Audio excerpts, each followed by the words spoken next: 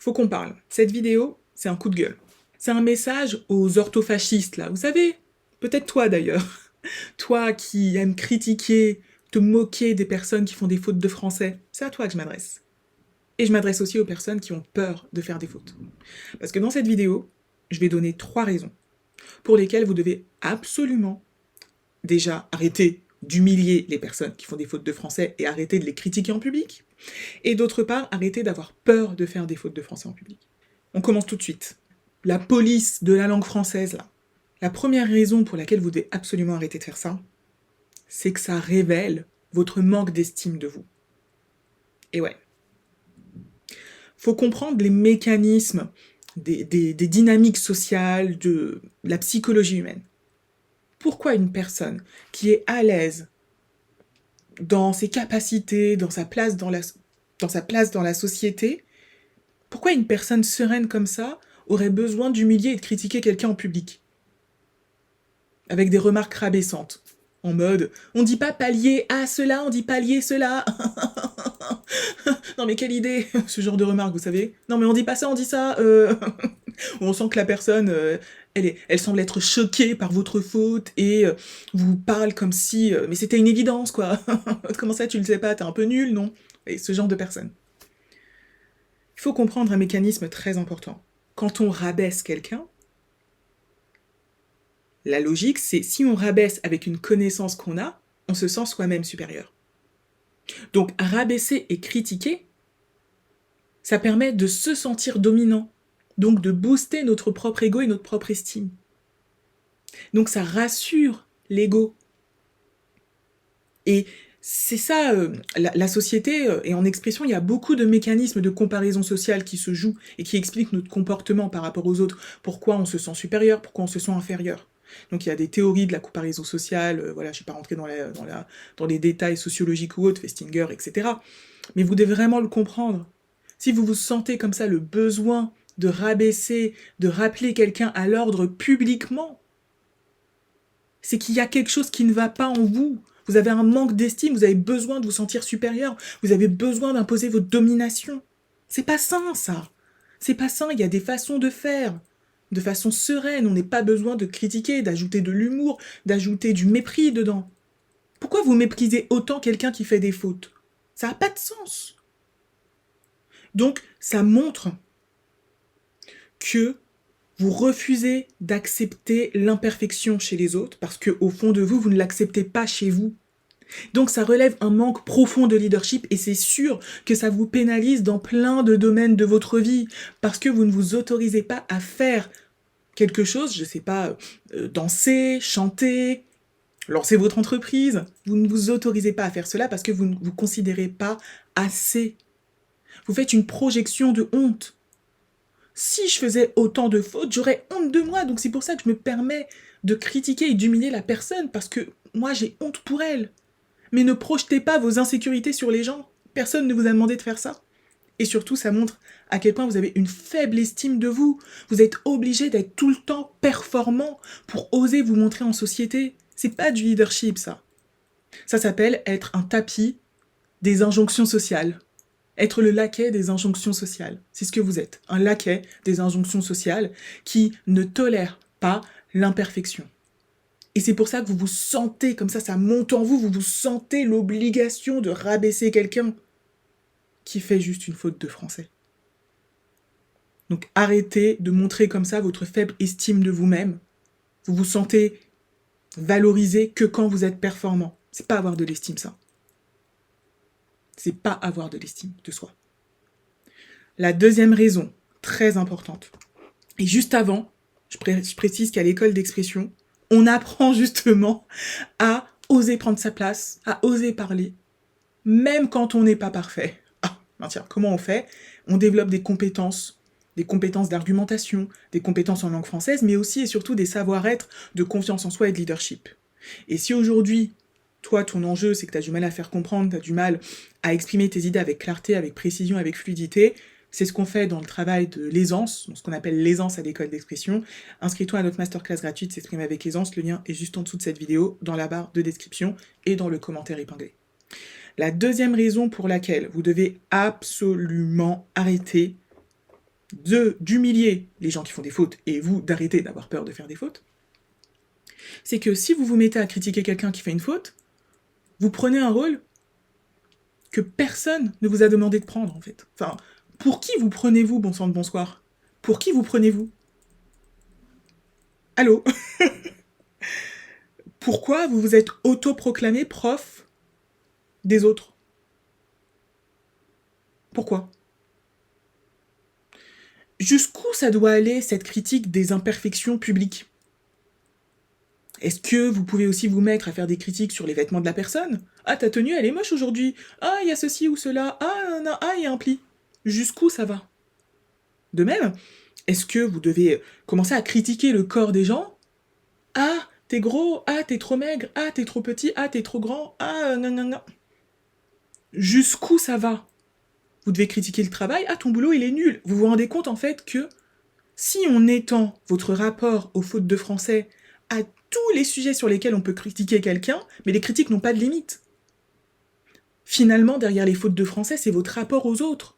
Votre rapport au fait que vous n'êtes pas là pour juger les gens publiquement comme ça. Ce n'est pas votre rôle. Pourquoi vous le prenez? Ça s'appelle être malpoli, irrespectueux. Personne ne vous a demandé cela. Et pourquoi vous le faites? C'est parce que, en francophonie en particulier, la langue française a une place singulière. Ça a une valeur très importante dans le statut social d'une personne. C'est pour ça qu'à l'école d'expression, on parle beaucoup d'ascension sociale et de mobilité. C'est un enjeu extrêmement important. Et vu que c'est tellement important dans notre culture, vous vous sentez légitime, en fait, à défendre la valeur française, la valeur correction de la langue. Vous vous sentez légitime. Non, c'est être irrespectueux. Laissez les gens s'exprimer, laissez les gens prendre leur place. Et j'en viens à la troisième raison pour laquelle vous devez absolument arrêter de faire ça. C'est que c'est contre-productif, et pire, vous êtes en train de détruire des personnes. Ce n'est pas un mot que j'utilise pour faire du clickbait sur des réseaux sociaux, quoi. Non. Ça fait plus de 6 ans maintenant que j'ai créé l'école d'expression, que je forme des personnes qui investissent du temps, de l'énergie, de l'argent, notamment dans le programme Aisance, pour passer de cherche mes mots, j'ai des idées confuses, à je m'exprime avec clarté, précision et fluidité au quotidien. Ça fait 6 ans que je fais ça. Et bien avant, j'ai donné beaucoup de cours de français, des cours particuliers, des stages de préparation au bac français, de préparation au concours de Sciences Po. Donc ça fait des années que j'enseigne. Et je peux vous assurer que ces remarques, ces blessures publiques, donc des humiliations, ces remises au pas, ça broie de l'intérieur des personnes qui ont osé prendre leur place, mais à qui on a dit « Qu'est-ce que tu fais là? Tu es imparfait. Tu n'es pas assez bien. » Donc, qu'est-ce qu'elles décident, ces personnes? Elles vont choisir inconsciemment de ne pas prendre cette place, pour ne pas risquer d'affronter ces critiques, pour ne pas risquer de se voir humiliées sur la place publique. C'est contre-productif. Si vous voulez vraiment que la langue française fleurisse, que la langue française soit respectée, est-ce que vous croyez que c'est en poussant des gens au mutisme, au manque de confiance en soi, parce que vous les avez rabourés, vous les avez rabaissés? Vous croyez vraiment que c'est de cette façon-là que vous allez promouvoir la langue française? Promouvoir la prise de parole, l'art oratoire? On est où là? Non, c'est pas comme ça. Ce n'est pas comme ça. Vous êtes en train de détruire des parcours d'expression. Il y a une façon encourageante peut-être de faire ces remarques, et là, j'en appelle à vos compétences sociales, à vos compétences d'expression. Est-ce que vous savez faire preuve de tact et de diplomatie? Mais au-delà de ça, la question est, est-ce que vous pouvez faire preuve, putain de bordel de merde, d'un peu d'empathie ou pas? C'est possible dans votre logiciel ou pas du tout? C'est possible ou pas? Mais après, vous êtes tellement blessé dans votre ego social que ça va être compliqué. Mais si vous m'écoutez jusque-là, je pense que vous en êtes capable. Mettez-vous dans les chaussures d'une personne à qui on fait ces remarques régulièrement depuis souvent la jeunesse, l'adolescence. Comment croyez-vous qu'elle va oser se comporter en public? Elle va se cacher. Et après, c'est à ces personnes-là que vous allez dire « Oh, mais sois pas timide !» Quand vous avez vécu des critiques comme ça toute votre vie, La timidité, c'est une protection. C'est pas juste un tempérament, non, c'est une protection. Quand vous avez intériorisé que votre langue n'est pas assez et qu'à chaque phrase, vous allez peut-être faire une faute et donc peut-être avoir une critique en face, mais vous allez éviter de parler, c'est logique. Donc s'il vous plaît, acceptez que chacun puisse prendre sa place avec ses imperfections. Si vous n'êtes pas en capacité d'accepter ça, je suis désolée, vous avez une humanité limitée. Ça ne veut pas dire qu'on va glorifier les fautes de français, il ne s'agit pas de cela.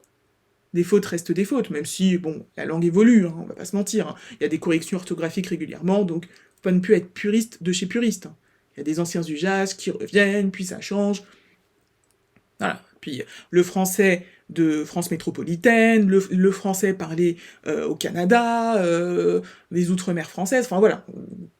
Il y a quand même plusieurs types de français aussi, plusieurs expressions, donc au-delà de ces enjeux de pureté linguistique qui sont très relatifs, hein, ça dépend d'où vous êtes, l'enjeu c'est tout simplement de déclarer ce droit, j'ai le droit de m'exprimer et de prendre ma place avec mes imperfections, avec mes fautes.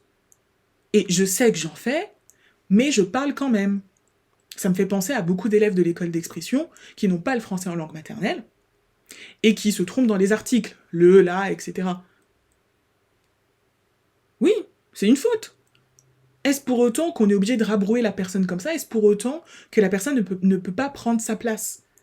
Il y a un temps pour l'expression imparfaite, il y a un temps à côté, derrière, en cours. Et nous, à l'école d'expression, dans le programme Aisance, il y a un atelier objectif zéro faute, donc on travaille ça. Mais en cours, on va approfondir sa maîtrise de l'expression, mais quand on s'exprime, il y a une certaine improvisation, il y a un certain lâcher-prise, et on prend ce qui sort.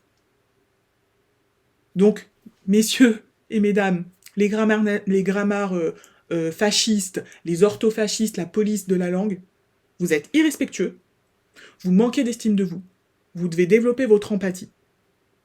Voilà pourquoi vous devez arrêter de faire des fautes, de critiquer les gens qui font des fautes de français, et accepter, si vous faites des fautes, d'en faire, parce que tout le monde en fait.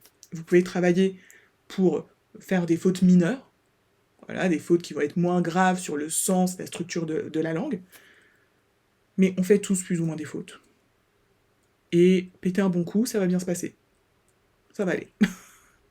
Allez, ciao les grammaires fascistes. Ciao les orthofascistes, n'hésitez pas à commenter ce que vous en pensez.